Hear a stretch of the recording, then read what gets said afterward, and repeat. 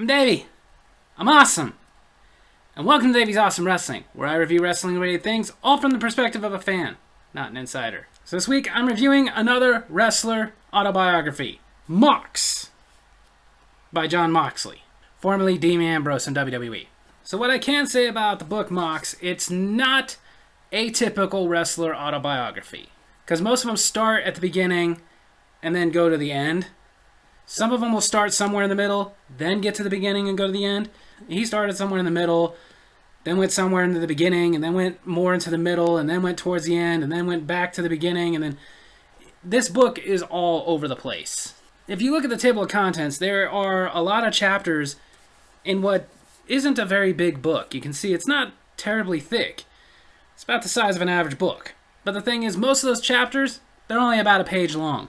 Very few chapters are more than a couple of pages. But despite the fact that it's not a very big book, it actually took me quite a while to read this book because I kept putting it down and forgetting about it. That's my criticism with this book, is with how all over the place it is, it's hard to keep your focus into it and keep interested in it. When you're reading a book where it goes from the beginning and goes to the end, you get locked into that, you want to get back to the book because you want to see how it ends. But when you have a book where every time they're done with a chapter, they're going to go somewhere completely off topic, it kind of kills that whole thing of, well, I got to get through this. And by going off the rails, I mean like he has chapters, again, probably only like a page, dedicated to things that have absolutely nothing to do with wrestling or even his story. Things like he has a small chapter on his favorite movie, Point Break. Which I'll give him that, he's got good taste. He has chapters on songs he likes. He actually has a chapter that's 4 pages long on sandwiches. Because apparently this guy really likes sandwiches, and he was talking about what messes up a sandwich, what makes a great sandwich, how a sandwich should be structured. Because it sounds like what inspired that whole chapter was he was eating a sandwich that had avocado on it, and he took a bite and the avocado slid off his sandwich. Which I can understand is very annoying. I hate when that happens. But of course, it does tell his whole story, just not from beginning to end. It's just there's a little here, a little there. Stories like him growing up in Cincinnati in a rough area where he was getting jumped for no reason, which kind of turned him into the violent person he is. The stories of his parents who didn't belong together getting divorced, but gave his father credit for being a good guy and doing the best he could, even when he didn't live near him. And of course his love for wrestling, which led to him getting trained in HWA by Les Thatcher, being on the independents, going into CZW, becoming a staple there.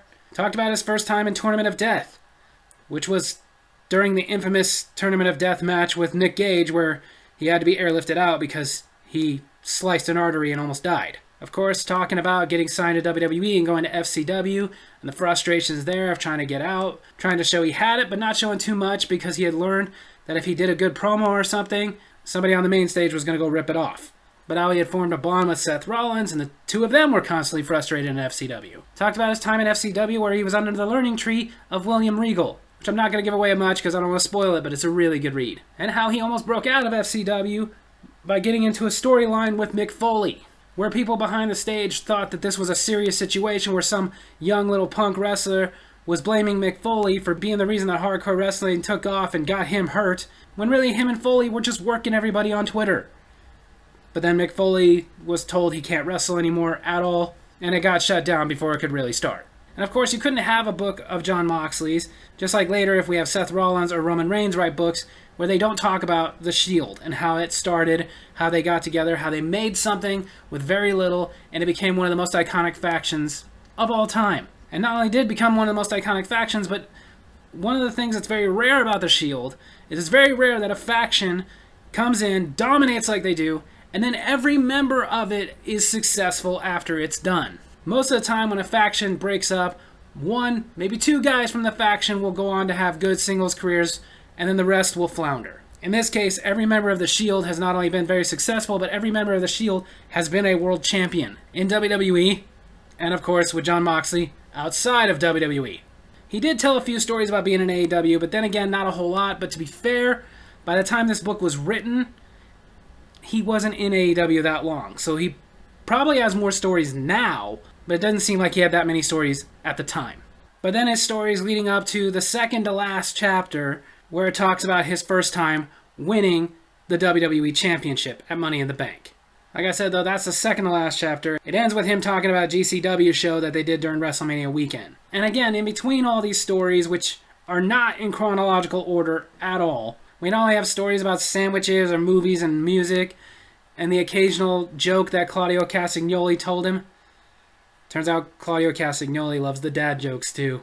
Stories about him meeting, dating, and marrying his wife, Renee Paquette. Stories about how clumsy he is, which is why he says, as much as he'd like to, he could never have a motorcycle. And there's even a chapter in there, of course, about Mr. Brody Lee.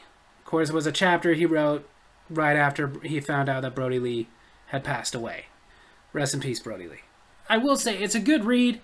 It's just, again, it was hard to hold my attention because the book is written almost like you're talking to somebody who has ADHD or something like that. Like, bouncing around from subject to subject. Like I said, he tells the stories from beginning to end, but not from beginning to end. It's just all over the place. It's the only reason, like I said, it was a little hard to read, and I'd put it down and then kind of forget to pick it back up.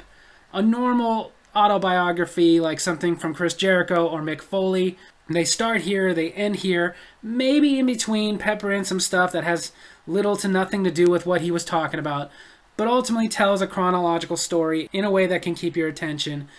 This book had a little trouble keeping my attention. But like I said, still a good read. It's still very entertaining. It is a little foul. It's definitely Jon Moxley's book. It's not for kiddies. But I would definitely recommend that you guys check out Mox by Jon Moxley.